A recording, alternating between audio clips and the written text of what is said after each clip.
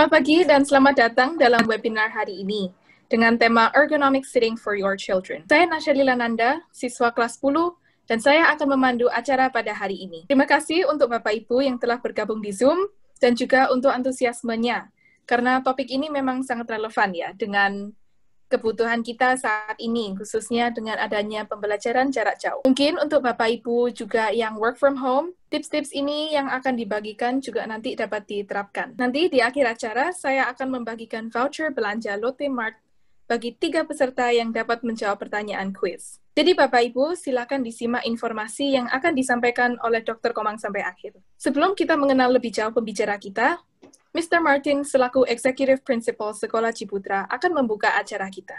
Hai Mr. Martin. Welcome everybody. It's really nice to have the opportunity of being a part of this webinar today. This is such an important topic for all of us.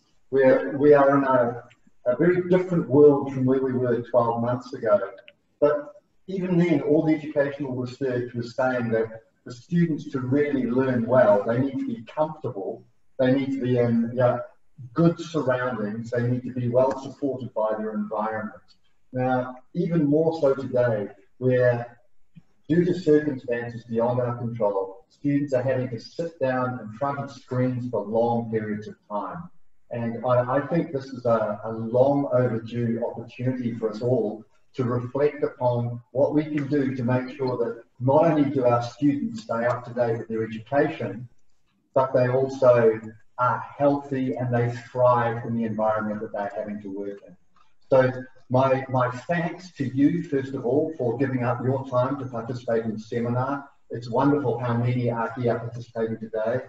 My special thanks to you, Nasya, for a wonderful piece of leadership for the school, and of course, Dr. Komang, for giving up your time to support our community. This is the great thing about Psychology Ciputra. We work together, we learn together, we grow together. Hey guys, have a great seminar.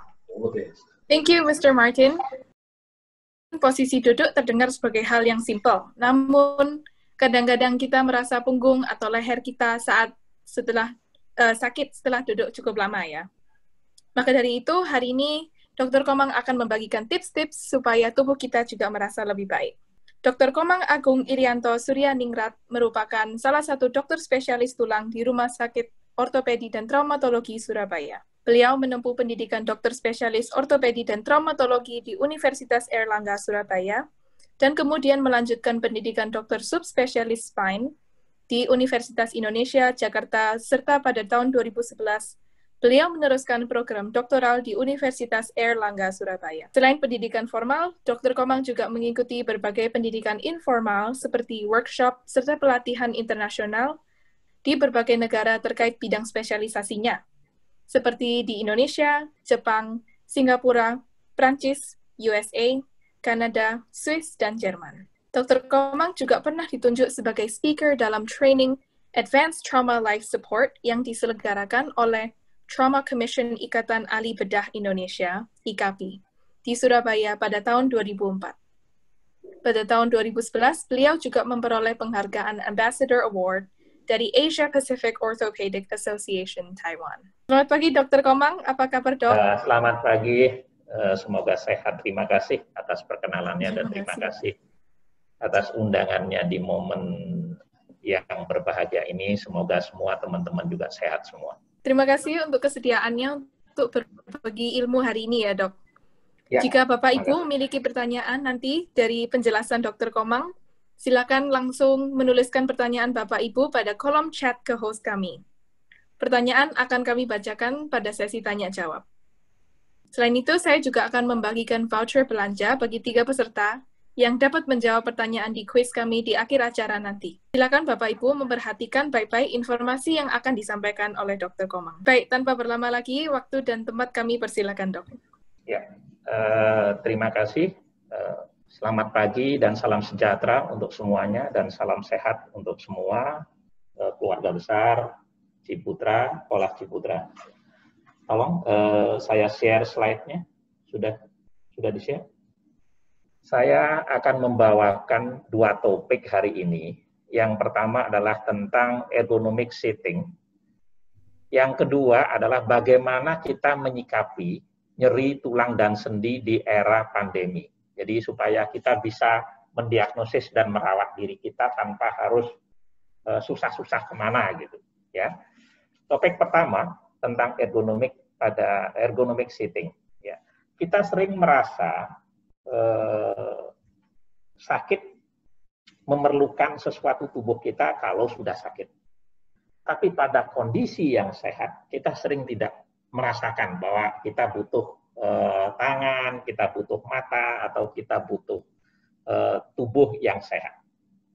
Nah, topik hari ini adalah bagaimana kita tetap menjaga badan kita itu tetap sehat. Nah, ergonomi itu adalah segala sesuatu yang menyangkut tempat kerja, tempat olahraga, atau tempat untuk rekreasi, ya, apapun, dimanapun lokasinya, itu bagaimana kita mendesain diri kita supaya sehat. Intinya itu begitu, bagaimana memperbaiki tempat kerja, bagaimana memperbaiki lingkungan kita, bagaimana memperbaiki rumah kita supaya tidak membahayakan, supaya sesuai dengan kondisi kita. Nah, yang sekarang yang banyak adalah kondisi di sekolah, ya. Kondisi di sekolah di mana murid-murid sekolah atau pelajar tidak bisa pergi ke sekolah dan dia harus di rumah. Bagaimana kita men-setting tempat kerja kita atau tempat belajar kita supaya menyenangkan, karena tidak mudah untuk belajar di rumah dalam sekian jam. Ya. Ini salah satu contoh. Bagaimana bisa membuat tempat belajar atau tempat bekerja yang nyaman. Ya. Tapi tidak mungkin kita lakukan seperti ini. Kalau saya perhatikan di rumah, orang lebih sering wis enak di depan TV duduk bawa buku. Padahal kalau dengan belajar yang reguler, hal itu tidak mungkin dilakukan. Ya. Tapi bagaimana nanti men-setting tempat belajar itu supaya bisa menyenangkan. Ini salah satu contoh, ya. Ini salah satu contoh duduk cara belajar, ya. Mungkin ada yang sudah tahu kalau tulang leher, punggung, pinggang itu berbentuk S. Leher itu cekung bentuknya. Kita lihat dari samping. Kemudian punggung itu cembung, kemudian pinggang cekung. Jadi bentuknya harus bentuk S. Waktu berjalan, waktu duduk, ya itu harus kita, kalau saya bilang sedikit sombong. Jadi kalau kita jalan dengan membungkuk, itu berarti bentuknya enggak S lagi, bentuknya berbentuk C. Jadi kalau lihat saya dari samping, saya pasti agak, dengan ditarik begini, bentuk leher, bentuk punggung, dan bentuk pinggang akan berbentuk S. Kita perhatikan gambar yang keempat, yang diberi tanda hijau. Lihat bentuk lengkungnya, dan itu akan membuat posisi badan kita ergonomis. Jadi tidak gampang capek, dan tidak gampang lelah. Caranya, gimana caranya? Kursinya, penyangga pada lehernya. Jadi, kalau saya ditanya pakai apa? Paling gampang itu kalau pas naik pesawat itu kan ada penyangga di leher, ada bantal di pinggang. Itu harus di-sport kalau kita duduk lama. Berapa lama bisa bertahan itu? Kalau saya lihat, ya rata-rata orang bertahan duduk itu 2 jam itu sudah paling lama.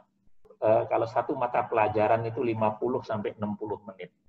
Jadi 2 mata pelajaran itu juga sudah harus melakukan exercise, harus berdiri, harus istirahat. Dan dia tidak mungkin akan bisa fokus berlama-lama dalam satu posisi. Jadi yang keempat, itu adalah posisi yang terbaik, posisi normal yang harus dilakukan. Yang sisi yang sebelah kiri, ya. Kalau kita duduk dengan posisi yang seperti sebelah kiri, ototnya akan bekerja lebih berat. Dengan otot bekerja lebih berat, apa yang terjadi? Pasti akan lebih mudah nyeri punggung.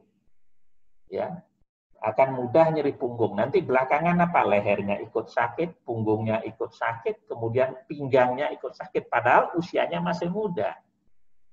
Ya, kebanyakan nyeri pada tulang belakang itu seharusnya kalau tidak ada sakit-sakit lain-lain macam-macam, itu di atas 50. Kalau dia di bawah 50 sudah lorok boyok, sudah sakit pinggang, pasti ada yang keliru. Kalau tidak ada kelainan struktur lain, pasti ada yang keliru. Dari cara duduknya kah, cara jalannya kah, cara kerja kah, cara ngangkat barang, pasti ada yang salah. Ya. Sebab pada umumnya proses degeneratif itu tidak terjadi pada remaja, anak-anak itu tidak ada.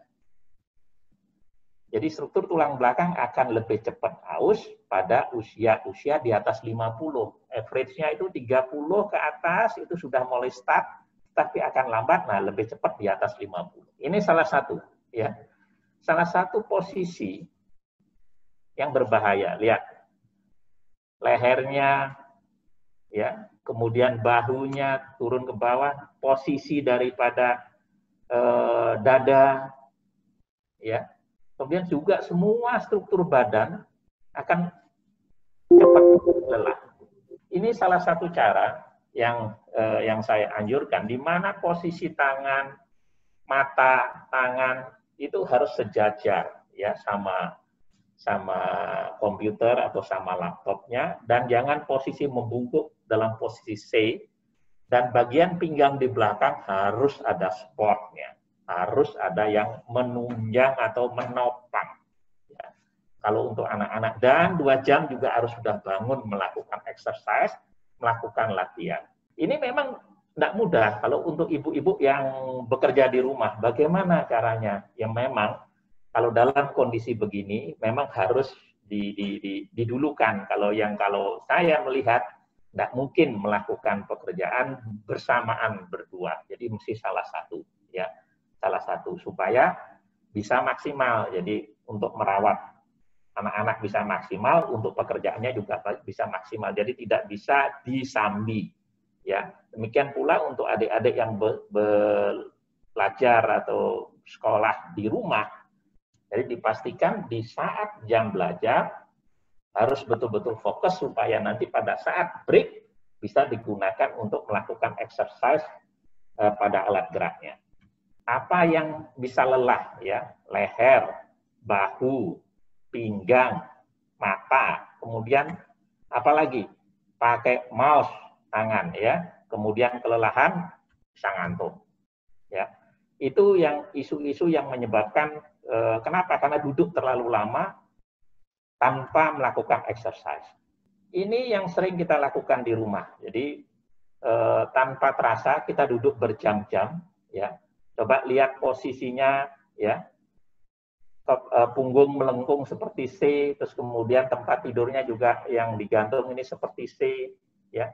Tidak ada penopang. Ya, kalau cuma 5 menit, 10 menit, tidak lebih dari 1 jam, mungkin tidak merasa. Tapi kalau dilakukan tiap hari, tanpa merubah posisi, lama-lama yang cepat mengalami proses degenerasi atau aus adalah sendinya. Sehingga umur 40 sudah lorok boyok, ya, terlalu cepat. Slide. Ini lihat, ini hal-hal yang salah yang sering kita lakukan, tanpa sadar kita melakukan kerjaan di kursi, atau di sofa, atau di meja, tanpa ada penopang pada pinggang atau punggung kita. Nah, apa yang betul? Coba lihat posisi dari mata, posisi badan kita, panggul kita, ya. Nah, ini akan mengurangi efek kelelahan pada otot, ya. Karena jangan lupa, ingat tulang belakang itu cuma ada satu penopang, seperti tiangnya rumah. Beda sama tangan dan kaki. Tangan dan kaki ada 2, sepasang kanan dan kiri, tapi tulang belakang 1. Yang pernah sudah sakit pinggang atau sakit punggung itu tidak bisa duduk, sakitnya bukan main. Jadi jangan sakit, ya. Jangan sakit karena salah duduk, jangan sakit karena inginnya belajar tapi malah sakit pinggang. Jadi usahakan, karena bisa dicegah, ya.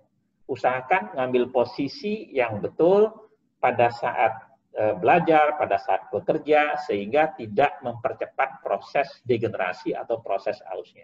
Jadi bagaimana kita melakukan hal itu? Lihat, ya, ini biasanya otot-otot apa saja yang bisa kena, ya, otot pada leher, pada punggung, pada panggul, pada lutut, sehingga bisa menyebabkan gangguan juga pada alat gerak bawah. Ini saya ingin menunjukkan tulang belakang. Tulang belakang itu ada 7 ruas di leher, 12 ruas di punggung, 5 ruas di pinggang, dan 5 ruas di pinggang bawah dengan 4 tulang ekor. Ya, di dalam tulangnya itu, di dalam tulang itu ada urat saraf yang berfungsi memberikan listrik untuk alat gerak atas tangan kita dan alat gerak bawah. Kalau tulangnya rusak, kalau sendinya rusak, itu semua nggak ada artinya.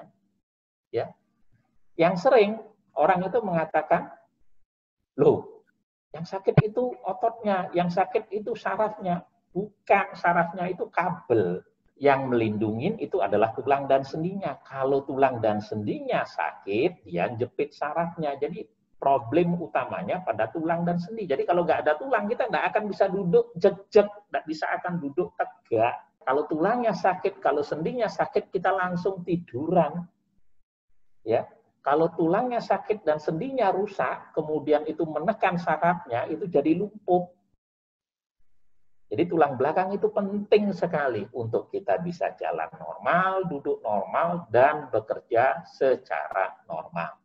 Lihat postur yang normal, ya, itu harus seimbang. Karena dia berfungsi untuk pergerakan bungkuk, fleksi atau ekstensi, ya. Kemudian kalau bentuknya seperti C begini secara estetik juga tidak bagus. Kalau normal dia bentuk S, kalau kita tarik garis dari telinga, dia akan jatuh persis di bagian depan dari tulang ekor yang nomor 1. Jadi itu bebannya, distribusinya jadi normal. Kalau kita bentuk tulang belakang kita bungkuk, kita akan gampang sekali sakit punggung. Slide berikutnya. Perubahan bentuk apa saja? Bisa dalam bentuk kiposis, bisa dalam bentuk lordosis. Lordosis itu cekungnya lebih banyak. Kiposis itu bungkuknya atau fleksinya lebih banyak. Atau bentuk S atau yang sering disebut dengan skoliosis. Ya. Kelainan-kelainan lain, apa yang bisa terganggu nanti? Bisa gangguan fungsi paru, bisa gangguan jantung, bisa gangguan pencernaan, bisa ototnya kaku. Ya, otot-ototnya kaku kalau posisinya itu tidak bagus, aliran darahnya tidak bagus, geraknya tidak bagus, jadi tidak lincah, tidak bisa fleksibel. Ya. Selain hal itu, posisi-posisi yang tidak betul akan menyebabkan nyeri pinggang bawah atau nyeri pada leher. Ya. Selain itu, bisa juga disebabkan oleh menyebabkan gangguan-gangguan psikologis, dan tentu pasti bisa menyebabkan gangguan ekonomi. Kenapa? Karena kelainan nyeri pada tulang belakang itu nomor 1 membuat orang absen ke tempat kerja. Ya, semua bisa terkena.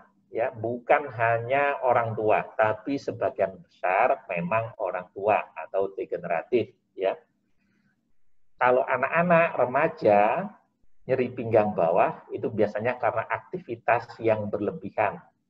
Ya, yang sering. Yang kalau tidak ada penyakit lain. Penyakit lain yang paling sering mengenai semua umur itu biasanya infeksi.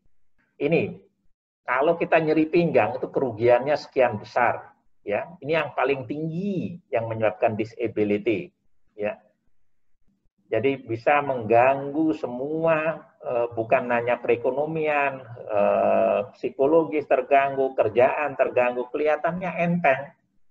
Ya, yang belum pernah mengalami, kalau yang sudah pernah mengalami nyeri pinggang luar biasa sakitnya, ya, duduk aja susah, mau masuk ke mobil susah, duduk susah, tidur juga susah, ya.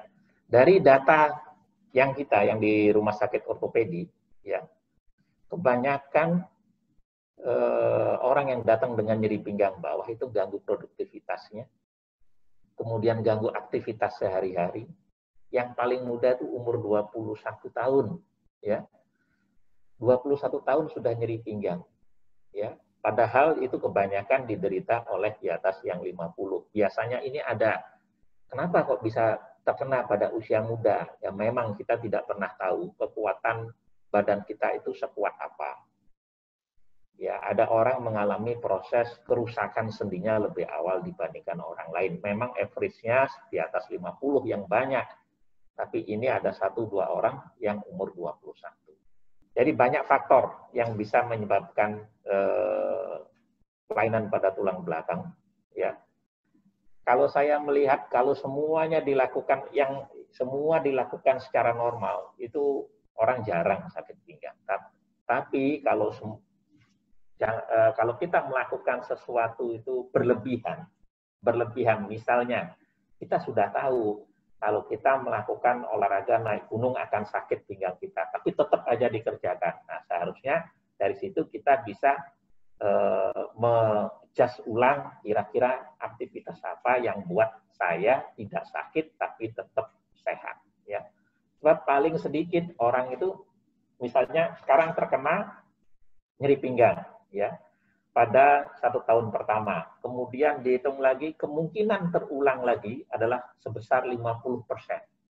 Kemudian ulangan ketiga lagi setelah sekian tahun kumat lagi itu sekitar 80%. Jadi usahakan jangan sakit pinggang, usahakan atur sehingga episode untuk terulangnya kembali keluhan itu tidak akan terulang.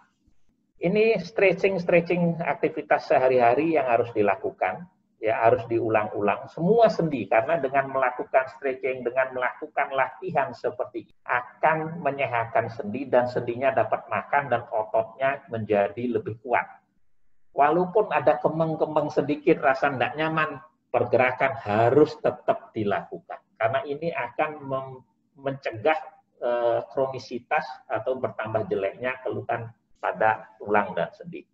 Ini tujuan kita melakukan. Jadi bagaimana kita melakukan latihan endurance, melatih kekuatan atau strength, kemudian flexibility dari masing-masing otot. Ini semua nanti bisa dilakukan di rumah, ya.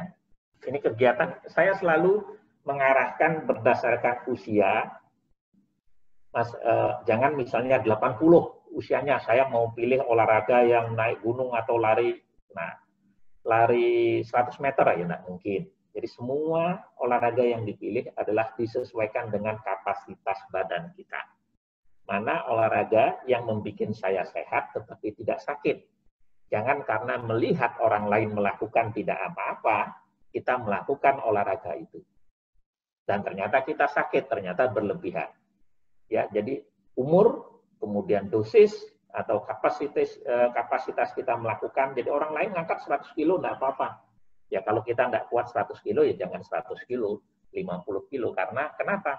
Karena orang diciptakan berbeda-beda dengan orang lain, jadi tidak bisa sama. Jadi sesuaikanlah memilih aktivitas atau olahraga untuk latihan otot, tulang, dan sendi, disesuaikan dengan umur dan kekuatan badan-badan kita.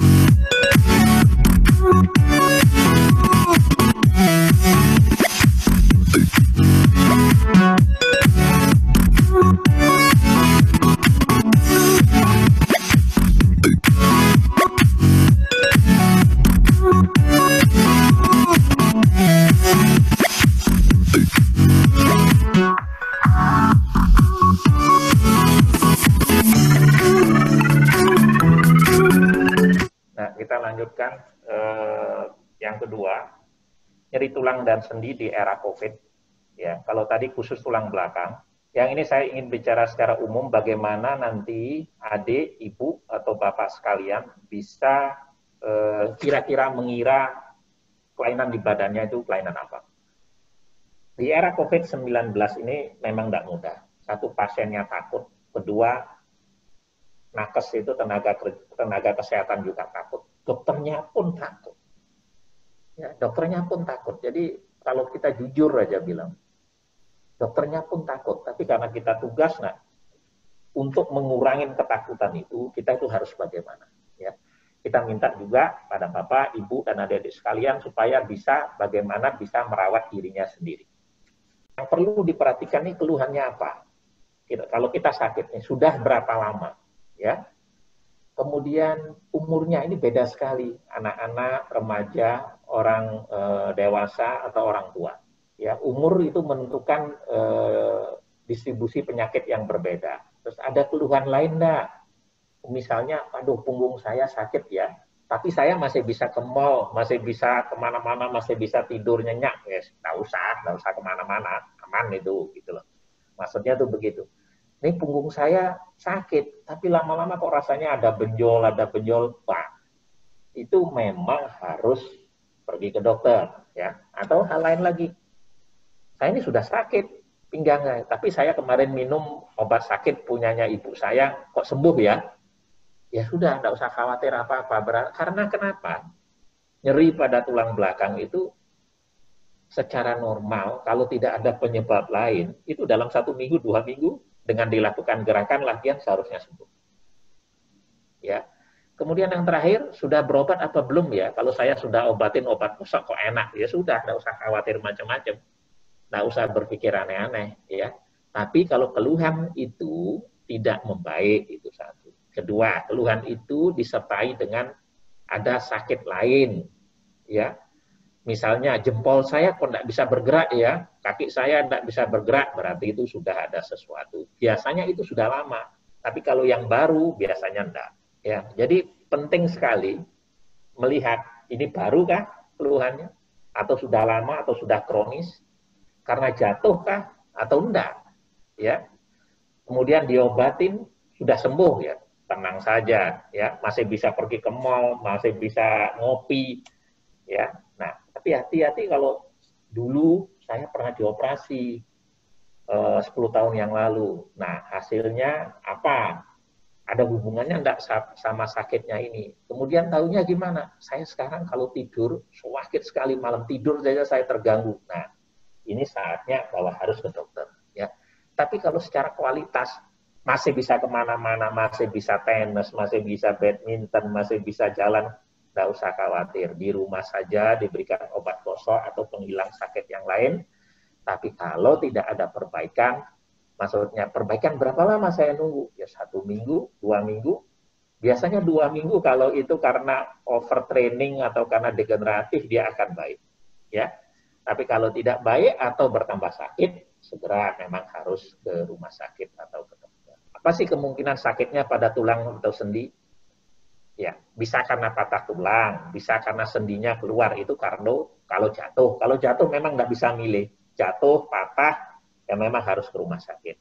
Tapi kalau karena proses degenerasi atau penuaan, karena ada osteoporosis, osteoartritis, kalau masih bisa jalan-jalan, udah di rumah saja. Ya. Kalau bisa dengan obat-obatan yang ringan, ya sudah di rumah saja dulu. Tapi kalau sakitnya berkelanjutan, baru ke rumah sakit. Boleh minum obat sakit? Boleh minum obat sakit, kan obat sakit yang obat bebas. Ya. Obat sakit yang obat bebas yang tidak mengganggu fungsi lambung, fungsi ginjal, itu boleh. Ya. Yang ketiga, kemungkinannya apa? Infeksi, inflamasi yang sering itu asam urat, rematik, itu yang dimaksud dengan inflamasi. Infeksi yang paling banyak di Indonesia saat ini adalah infeksi TBC pada tulang belakang. Yang terakhir, bisa karena tumor ganas atau tumor yang menyebar ke tulang belakang. Ya. Paling banyak yang menyebabkan nyeri pada punggung atau pinggang, ya, itu adalah proses degeneratif. Biasanya mengenai punggung, mengenai pinggul, dan pergelangan. Itu bisa menyebabkan patah daerah situ kalau jatuh. Ya. Nah, apa yang dia harus dilakukan? Ya, kalau itu trauma akibat kecelakaan apa-apa, untuk konfirmasi itu patah atau uratnya atau tendonnya putus, harus dibawa ke rumah sakit karena butuh foto. Ya, tapi sebelum itu apa yang bisa dilakukan? Bisa sekarang ada fasilitas telemedicine, dengan wifi, bisa video call, bisa lewat macam-macam fasilitasnya. Jadi sebelum ke rumah sakit harus kontak dulu sehingga tahu rumah sakit yang dituju apa yang harus disiapkan supaya tidak bolak-balik. Jadi sekali datang semua pemeriksaannya bisa dilakukan dalam 1 hari sehingga selesai, sehingga bisa akan dilakukan, kalau bisa dilakukan tindakan langsung diselesaikan, kalau tidak bisa harus tunggu di rumah atau persiap, karena berbeda sekali di era sekarang dengan sebelumnya. Kalau sebelumnya mungkin kita tidak perlu pemeriksaan macam-macam, sekarang sudah harus disiapkan mulai dari rumah. Ya, semuanya sudah harus disetting secara baik. Slide. Ya, apakah perlu operasi? Tidak selalu. Ya, tidak selalu perlu tindakan operasi. Sebagian besar kalau itu hanya proses degeneratif, kebanyakan saya tidak operasi dulu, semua di obat, fisioterapi, kalau dengan itu baik, oke. Ya, kalau patah tulang, kalau memang perlu ada emergensi atau perlu tindakan, itu pun kita akan sesuaikan, kita setting supaya tidak membahayakan nakesnya, tidak membahayakan pasiennya, semuanya kita pilihkan seminimal mungkin. Yang ketiga, karena infeksi dan inflamasi, ada yang operasi, ada yang tidak, demikian pula dengan tumor. Jadi sebagian besar kita setting bagaimana melakukan tindakan-tindakan pembedahan secepat mungkin, seefisien mungkin dengan pilihan-pilihan yang disesuaikan pada masing-masing penderita.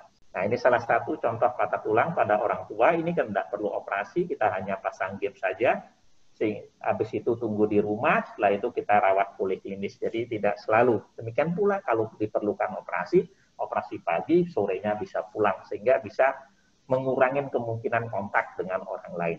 Ya, kalau demikian, kalau gawat darurat memang harus membutuhkan penanganan segera, seperti patah tulang terbuka di mana ada perdarahan, atau patah tulang yang mengenai pembuluh darah, atau patah tulang atau infeksi akut pada alat gerak. Ya, infeksi akut itu artinya ada nanah pada sendinya, ada nanah pada ototnya, itu akut, segera harus dikerjakan. Ya, ini kalau infeksi yang kronis yang seperti di sebelah kanan, itu tidak perlu ke susu untuk datang ke dokter, ini bisa ditunda. Ya, obat-obatan apa? Ya, pakailah obat sakit yang dijual bebas. Jangan pakai kortikosteroid karena itu akan mengganggu tulang, mempengaruhi daya tahan tubuh. Ya, bisa pakai obat gosok dulu kalau misalnya nyeri pinggang, dan fisioterapi. Kemudian dilihat 2-3 minggu, kalau membaik selesai, tidak perlu macam-macam. Kalau belum baik baru datang ke dokter, atau rasa sakit yang berkepanjangan.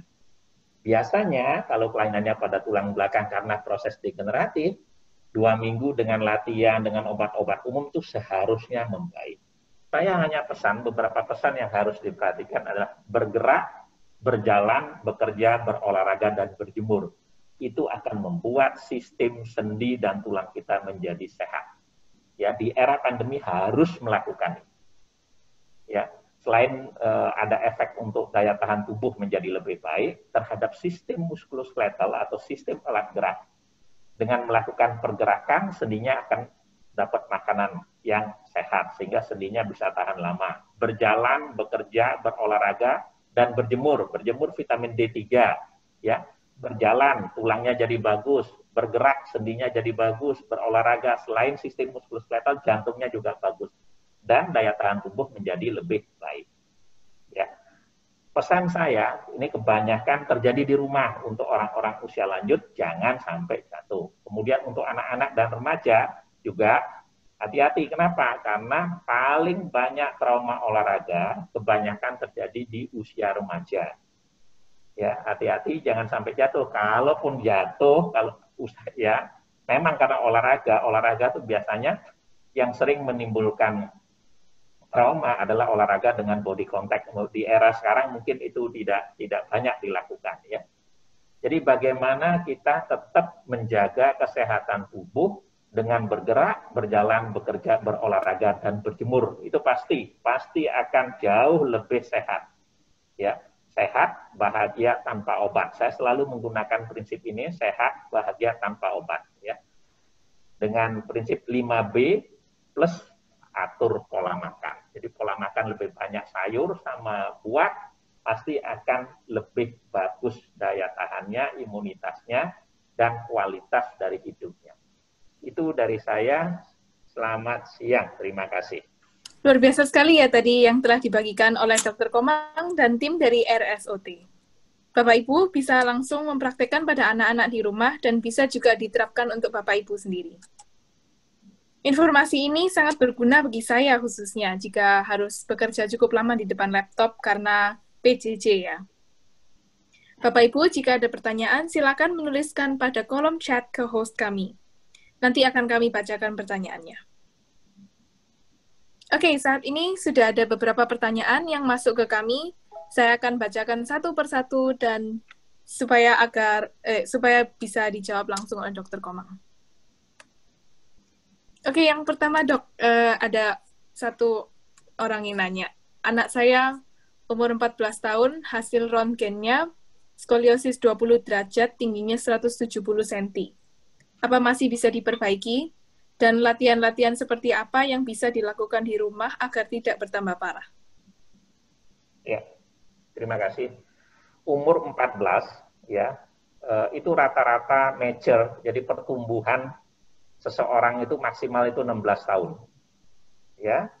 Kemudian rata-rata menstruasi seseorang di Indonesia, kalau ini perempuan, itu sekitar umur 12 tahun. 12 tahun itu adalah umur puncak dari pertumbuhan orang untuk menjadi tinggi. Ya, menah masa pertama menstruasi, setelah itu akan menurun level pertumbuhannya. Jadi 12 tahun menuju ke 16 tahun itu akan pelan-pelan menurun. Pertama kali itu pertumbuhan tertinggi. Setelah itu tingginya akan pelan-pelan, pertumbuhannya akan pelan-pelan menurun sampai berhenti kira-kira umur 16 tahun. Ya. Dengan sudut 20 derajat dengan usia 14 tahun, itu sudutnya kecil dan ringan, masih di bawah 30. Ya, Ibu tidak usah lakukan apa-apa, hidup normal seperti anak lain. Ya, tidak usah dibungkus macam-macam brace, pasti tidak akan dipakai. Ya, bungkus atau koreksi atau brace ditraksi tidak akan memperbaiki yang 20 derajat menjadi 0 derajat. Yang perlu dilakukan adalah nanti pada usia 16 difoto ulang apakah pertumbuhannya sudah berhenti. Secara teori, secara normal, pertumbuhan di 16 tahun itu dia akan berhenti. Ya. Dan pertumbuhan yang berhenti tidak akan, dengan berhentinya pertumbuhan, itu tidak akan memperberat skoliosisnya. Ya. Hal apa yang bisa dilakukan untuk anak itu agar tidak bertambah? Dia pasti tidak akan bertambah kalau pertumbuhannya berhenti. Nah, ini pertumbuhannya tinggal 2 tahun, pertumbuhannya sudah melambat, secara teoritis dia tidak akan melebihi dari 30 derajat. Itu Ibu, yang bisa dilakukan apa saja yang anaknya atau putrinya senang, ya, supaya hidup ini menyenangkan. Boleh melakukan apa saja seperti orang normal yang lain. Kalau ingin latihan otot punggung dan pinggang. Itu mudah-mudahan bisa menjawab. Oke, Dok. Untuk pertanyaan yang kedua, bagaimana kita bisa mengetahui atau cek mandiri tulang belakang kita normal atau ada yang abnormal? Ya. Jadi kebanyakan keluhan pada tulang belakang adalah nyeri. Yang kedua adalah selain nyeri adalah bentuknya, ya, bentuknya bisa bungkuk, bentuknya bisa degek. Saya pakai bahasa Jawa ya, kiposis bentuk C atau lordosis atau bentuk S. Itu. Yang paling banyak dikeluhkan adalah nyeri. Nyeri itu jadi bermakna. Kalau nyeri itu sampai mengganggu aktivitas sehari-hari. Kalau nyerinya cuma kemeng-kemeng dan tidak ada, masih bisa kemana-mana, tidak perlu khawatir. Nyeri itu jadi bermakna lagi bagaimana untuk jika disertai dengan keluhan yang rasa tebal pada kaki, rasa kesemutan pada kaki. Ya. Dan paling berat apa yang dikeluhkan, misalnya nyeri yang disertai dengan gangguan kencing, gangguan PAK, dan gangguan BAB. Jadi gangguan buang air kecil dan buang air besar, dan nyeri itu bahaya sekali. Ya. Jadi yang perlu Ibu perhatikan adalah, ya nyerinya ini ringan-ringan, saya masih bisa kemana-mana. Terus yang kedua, nyerinya ini kok sampai bikin saya tidak bisa tidur, nah itu berbahaya. Nyerinya ini kok sampai menjalar ke kaki ya, yang dulu-dulu cuma nyeri pada pinggang, nah itu harus dilakukan pemeriksaan lebih lanjut. Kalau nyerinya hanya kemeng, kalau di bahasa Jawanya cuma rasa capek-capek di pinggang, tolong atur kerjanya, gerakannya, kalau sembuh 2 minggu, 3 minggu, Ibu tidak perlu khawatir. Itu jawabannya. Oke. Selanjutnya, untuk kifosis terapi apa yang dianjurkan? Ya. Sebenarnya kifosis itu paling semua untuk punggung itu paling bagus sebenarnya berenang, swimming. Kifosis itu adalah bentuk C. Dia harus degek, harus melatih badannya, ya. Postur yang jelek dengan bentuk C. Itu dengan dia degek, kalau saya bilang selalu saya ajarkan sedikit sombong ya. Sedikit narik dadanya supaya sombong, supaya tegak. Untuk ras-ras tertentu, maaf, jadi untuk Chinese, Jepang, Korea, Taiwan, itu ada kelainan-kelainan genetik yang bisa menyebabkan kifosis. Jadi kalau anak remaja bangun pagi, punggungnya kaku, kemudian bentuknya bentuk C, itu kelainan genetik biasanya. Jadi itu selalu saya sarankan apa? Pertahankan posturnya. Sebab kenapa? Kifosis yang karena ankylosing atau karena inflamasi pada persendian itu akan progresif. Makin bertambah umur dia makin bongkok, makin bungkuk badannya. Ya, jadi harus dipertahankan walaupun nanti kaku, tapi kalau kaku posturnya masih tegak itu jauh lebih bagus dibandingkan kaku dengan postur membungkuk. Ya, itu yang harus dilakukan. Ya, oke, Dok. Terus minum vitamin yang mengandung kalsium apakah bisa mengurangi sakit pinggang, Dok? Ya. Jadi sakit pinggang tadi kan sudah disebutkan dengan berbagai penyebab. Salah satunya adalah degeneratif atau osteoporosis. Osteoporosis itu diduga karena kekurangan kalsium akibat usia, akibat degeneratif. Ya. Pemberian kalsium vitamin D3 itu untuk memperlambat proses degeneratif. Ya, bukan membuat jadi muda. Ya, yang sering ditanyakan itu, Dok, dulu saya nggak sakit. Dulu umur berapa, Ibu? Dulu waktu muda. Oh, waktu itu 17. Iya. Sekarang umur berapa? 71. Ya pasti beda lah. Kalau dulu 17, sekarang 71. Jadi sudah terbalik. Pasti berubah sama dengan saya. Rambut saya dulu hitam, sekarang jadi uban. Pasti berubah. Nah, bagaimana pemberian obat-obat itu? Semua obat-obatan kalsium dan vitamin D3 itu untuk memperlambat proses pengeroposan atau osteoporosis. Ya, bukan merubah yang sudah tua menjadi muda. Itu satu. Kedua, kalau rasa sakitnya asalnya dari kelainan-kelainan itu, pemberian kalsium, vitamin D3 akan bisa memperbaiki itu. Kalau kelainannya bukan hanya pada tulang atau disertai juga kelainan pada sendi, selain obat-obatan yang harus diberikan, obat-obatan untuk tulang juga diberikan obat sakit dan dilakukan penguatan otot untuk mengurangi efek inflamasi atau radang pada sendi. Itu yang harus dilakukan. Jadi tidak hanya kalsium saja. Ya, makasih. Oke, Dok. Ya. Terus ada berjemur yang dianjurkan jam berapa? Ya, memang ini saya lihat ada kontroversi. Lihat ya, kalau orang bilang jam 10 ultravioletnya paling bagus, terus ibu satunya bilang, kalau saya jam 10, saya ini sudah seminggu 2 kali ke dokter kulit, kan sayang kulit saya terbakar. Memang itu tidak mudah ya. Kalau yang saya lakukan adalah paling banyak mendapatkan ultraviolet dan tidak terlalu panas adalah pagi. Saya sudah jam 6 sudah keluar, jam 8 saya sudah harus berhenti, yang sedang panas-panasnya saya tidak mau sampai kepanasan. Ya, biasanya yang harus dilakukan yang paling gampang adalah punggung yang paling dikenakan dengan membelakangi matahari, punggungnya dibuka kalau tidak bisa keluar jalan, punggungnya bisa dikenakan ultraviolet. Jadi paling senang saya jam 6 sampai jam 8. Ya, beberapa orang saya lihat jam 10 saya tidak tahan panasnya. Ya. Tapi secara kualitas memang, kalau misalnya pagi apakah tidak kurang?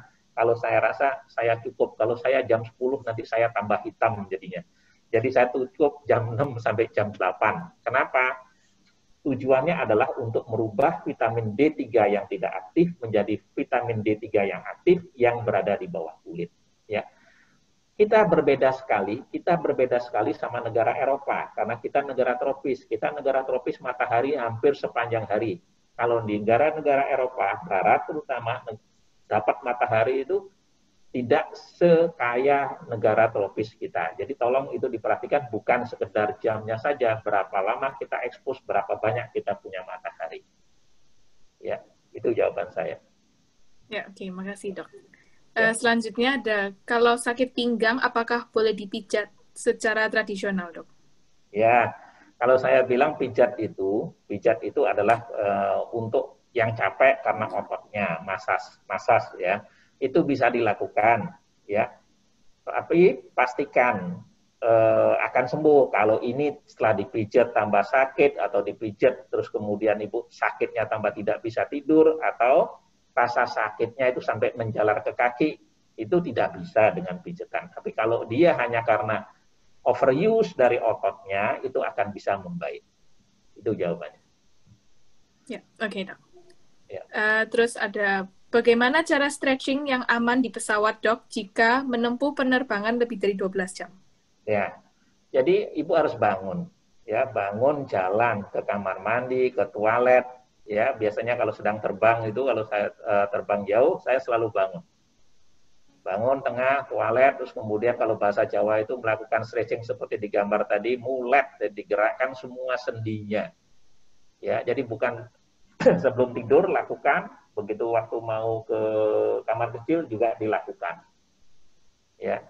Jadi kalau terbang 12 jam bukan hanya untuk otot, tulang dan sendi, tapi untuk mencegah DVT. Jadi mencegah pembuntuan pada pembuluh darah. Sambil duduk semua gerakan alat gerak, terutama kaki yang sering kena DVT itu kaki. Untuk ras-ras tertentu itu gampang sekali pembuluh darahnya buntu, jadi bengkak kakinya. Dia harus digerakkan semua sendi, walaupun sambil duduk. Ya. Ya, dok. Terus yang kedua, ada stocking khusus untuk itu. Jadi ada stocking yang untuk kaki bisa dilakukan untuk mencegah terjadinya DVT. Ya, ya dok. Seterusnya, dengan belajar online, anak-anak pakai gadget, misalnya HP, ketika belajar di rumah. Seringkali belajar sambil duduk selonjor, rebahan, dan kalau duduk posisi badan juga bagian kepala ada di meja. Apakah ini bisa berdampak negatif pada tulang belakang? Iya.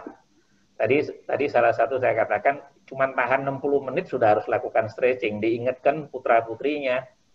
Ya, diingatkan putra-putrinya, kalau misalnya pelajarannya mulai pagi sampai pulang jam 1, nah itu paling tahan itu kan 60 menit harus sudah stretching. Paling lama 2 jam, jadi 120 menit. Ya, kalau belajar di rumah, ya tugasnya orang tua untuk mengingatkan. Apakah bisa berbahaya? Oh iya, karena kenapa? Kalau itu diulangin terus berlama-lama, dia akan lebih cepat mengalami proses degeneratif. Jadi umur 20, umur 30 sudah aus, kan sayang. Generasi muda kan harusnya sehat. Jadi dengan banyak bergerak, banyak bermain ya di luar. Sebab sekarang ya, suka tidak suka, anak-anak lebih banyak di mobile phone, di depan komputer. Kalau dulu banyak mainan-mainan outdoor, anak keluar kan, sekarang tidak mungkin untuk melakukan itu. Oke, dok. Anak saya umur 10 tahun, kalau berjalan agak bungkuk. Kalau dia ingat atau kita ingatkan, baru diperbaiki postur jalannya. Tapi kadang kembali bungkuk lagi jalannya. Saya lihat posisi tidurnya adalah C dengan balik ke kanan. Posisi duduk di sofa juga sukanya setengah tidur. Apa yang harus dilakukan? Apakah dengan memakai alat terapi penyangga tulang belakang yang dijual online, bentuk seperti korset yang dicara pakai seperti memakai ransel efektif, dan jika pakai dalam 1 hari, berapa lama pemakaiannya, dok? Ya. Sebenarnya itu, kalau ditopang terus, itu tidak bagus juga, Ibu. Jadi di samping pakai itu, ototnya juga harus dilatih. Karena kalau kebiasaan pakai itu, ototnya jadi atrofi, itu ototnya jadi kecil. Yang lebih bagus adalah melakukan back muscle strengthening, latihan otot punggung dan pinggang. ya. Karena Tuhan menciptakan bahwa kita tidak perlu brace namanya itu, ya, tidak perlu external support, ya. Dan anaknya juga harus diingatkan kalau nanti seperti ini posturnya itu akan jelek. Kenapa saya katakan kalau sekarang belum punya girlfriend atau belum punya boyfriend, tidak merasa bahwa postur itu penting. Tapi begitu dia tahu begitu punya girlfriend atau boyfriend, dia merasa bahwa ada sesuatu yang kurang. Jadi sejak awal diingatkan, nanti kalau duduknya tidak bagus, kalau begini tidak bagus, itu akan jelek posturnya, di mana secara estetik tidak bagus juga. Ya. Iya, Dok. Oke, selanjutnya anak saya umur 17 tahun dengan tinggi badan 190 cm. Saat duduk belajar, posisi tubuhnya harus agak membungkuk. Apa yang harus dilakukan agar posisi duduk dapat sesuai, Dok? Ya, mejanya dinaikkan atau laptop atau komputernya disejajarkan dengan mata. Ya, mejanya dinaikkan. Kalau lihat tadi postur salah satu slide, mejanya yang dinaikkan, ya, supaya dia tidak terlalu rendah mejanya. Ya. Oke, Dok. Terus, apabila telapak kaki sering terasa panas, itu kira-kira gejala apa, Dok? Apakah ada hubungan dengan struktur tulang belakang, dan apa yang harus dilakukan? Ya, itu biasanya iya. Jadi itu asalnya dari pinggang. Kalau telapak kakinya terasa panas, ya. Kalau memang ada keluhan nyeri pinggang, back pain, kemudian ada menyebar dari nyeri pada paha atau pantat, kemudian turun ke bawah. Itu biasanya dari pinggang. Apa yang dilakukan? Biasanya kalau masih usia muda, banyak konsumsi untuk obat-obatan yang mengandung vitamin B1 atau B12 atau cyanocobalamin, ya, untuk mengurangi proses inflamasi pada urat sarafnya. Kita dari Sekolah Ciputra mengucapkan terima kasih untuk Dr. Komang sudah meluangkan waktunya. Terima kasih, Dok. Sehat-sehat selalu juga untuk tim RSOT. Terima kasih juga dari kami, dari saya, Dr. Komang, dan dari Rumah Sakit Ortopedi atas kesempatan bisa berbagi dengan teman-teman dari Ciputra. Oke, terima kasih. Kemudian untuk Nasya juga thank you very much untuk bisa membantu kita. Lagi terima kasih untuk Dr. Komang dan tim dari RSOT untuk waktunya bisa berbagi informasi pada kami. Salam sehat selalu untuk Bapak Ibu. Terima kasih semua dan sehat selalu. Jaga selalu kesehatan. Terima kasih. Sampai ketemu lagi. Makasih. Makasih Nasya. Makasih. Makasih. Terima kasih sekali lagi dan selamat berakhir pekan semuanya. Semoga informasi yang kami bagikan berguna untuk Bapak Ibu semuanya. Sampai jumpa di kesempatan selanjutnya. Sampai jumpa semua.